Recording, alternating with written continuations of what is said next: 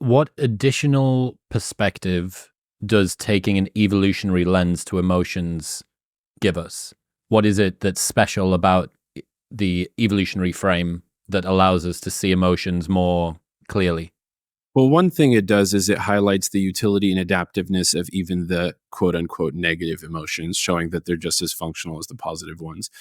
Another thing that it does is what we were talking about a moment ago, which is highlights that the emotion is not just the feeling state.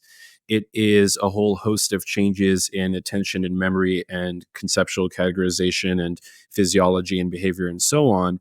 And all of these changes are geared toward, again, solving the adaptive problem at hand. So it not only broadens out our conceptualization of emotions so that we stop thinking of it as just the feeling state, the phenomenological state, but it shows us how the other components, like the changes in cognition and physiology and behavior, form a functionally coherent set that are solving a certain problem. They're not arbitrary or willy-nilly.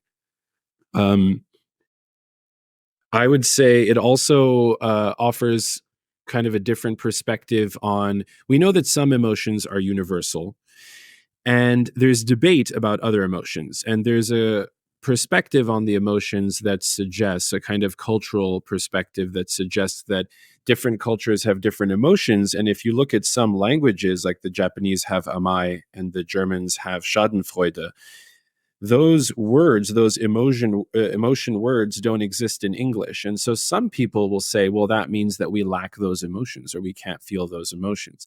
An evolutionary perspective suggests a different way of looking at it, which is that those superficial linguistic differences are underlain by cross-cultural uniformity in the psychology. We still have those emotions, we just don't have a single word for that.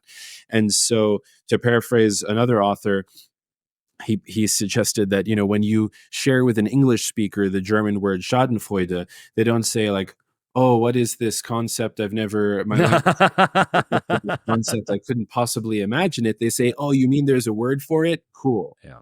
And so an evolutionary perspective offers us a different way of thinking about these linguistic differences. They're more like surf on a wave, superficial linguistic differences, probably underlain by deeper cross-cultural uniformity in the psychology.